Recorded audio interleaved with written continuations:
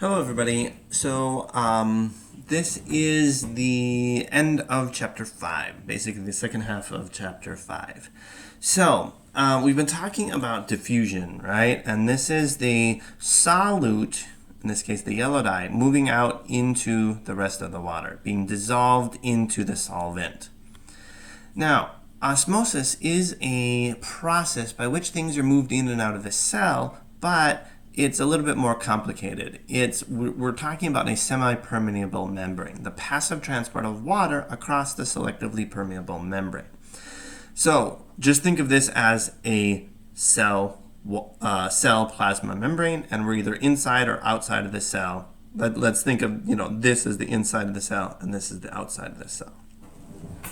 Now what happens then is the solute itself is either too big or charged. So if this big dark ball here is sugar, it's too big to pass through the membrane. It's not like just water, right?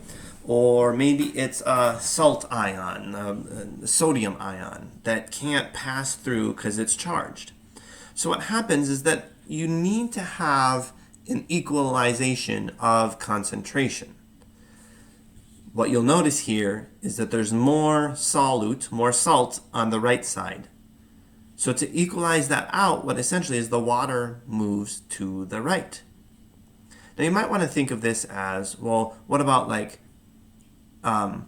you could think about this as the diffusion of water.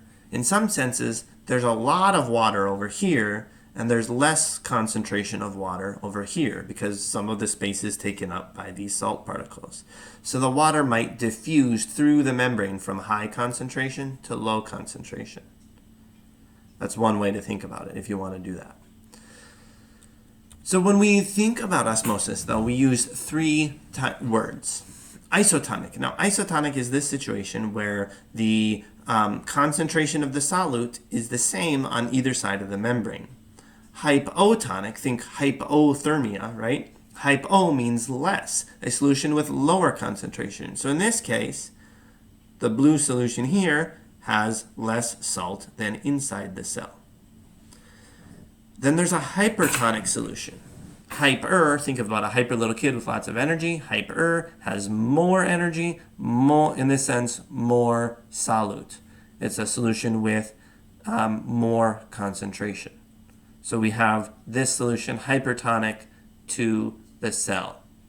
Now the thing is, hypotonic and hypertonic are relative to each other. So in this picture here, the solution is hypertonic. Outside the cell is hypertonic, and inside the cell is hypotonic. In this case, outside the cell is hypotonic, and inside the cell is hypertonic. So they're relative with each other. Now, what we know happens is water will always try to equalize concentrations, and so water moves toward a hypertonic solution. So if you ever just want a little cheat sheet for osmosis, right? Osmosis. Water moves to hypertonic. Water moves to hypertonic. That should help you out. Water flows from hypotonic to the hypertonic. Now this is really important in our cells, right? So this example here, what we've got is red blood cells. They're isotonic here. Basically, the amount of water going in is the same as the amount of water coming out. But if you have a hypertonic solution, hypertonic environment, water will come out of the cell to try to equalize it up, and you'll get this shriveled cell. If you have a hypotonic, you put basically water will go towards the hypertonic cell and blow up the cell, like inflate it. Now, this is why we have saline IVs. Essentially what happens is if you were to inject pure water into your veins, you would be in this scenario, and if you inject enough water into your veins, your cells would essentially rupture because so much water would inflate into them and then they'd all explode. And that'd be a bad time because you wouldn't be able to transport oxygen around your body. So this is why saline IVs are somewhat salty water. So this is, super important for animals, right? You and I think about, regulating water and salt in our body by eating salty stuff or drinking water, right?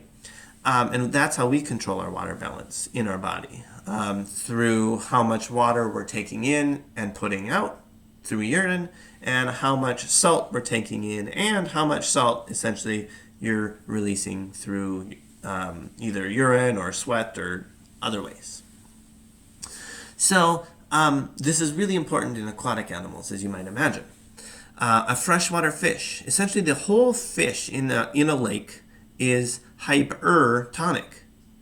So as that water is flowing across the gills, water is going to flow into the bloodstream of the fish. And the fish itself then would essentially like fill up with water if it didn't continuously pee out. So if you ever hear that saying, oh, lakes are just fish pee, well, they're not really wrong, right? Fish are peeing out a ton of water, and it's pretty much just very dilute. It's just pure water urine, essentially, that fish is going to be getting rid of, because there's continuous water coming in out those cells. But a saltwater fish is opposite. The fish itself is hypotonic, meaning as that salt water goes across its gills, water is coming out of the fish through the gills into the water.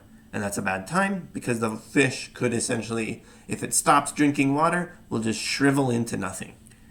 It'll like dehydrate even though it's in salt water.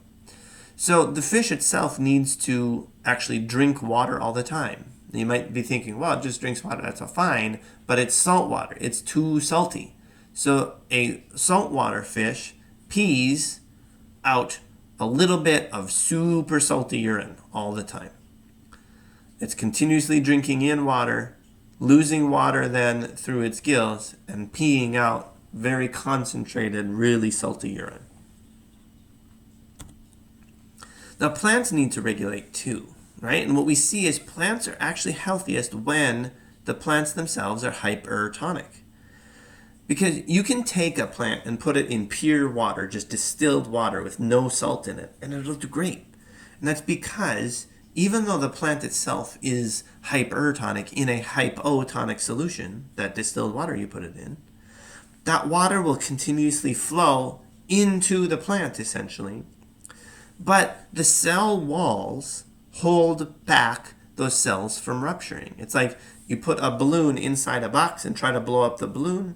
You can only blow up the balloon until it hits the edge of the box, and then that's it.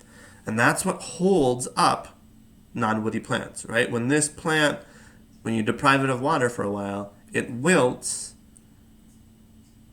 and essentially that balloon inside that box is deflating, and then it can't hold itself up anymore. So plants actually like to be in hypotonic water. If you have, too little water, what happens is the plasma membrane will actually pull away from the cell, and it can actually kill the plant then. All right.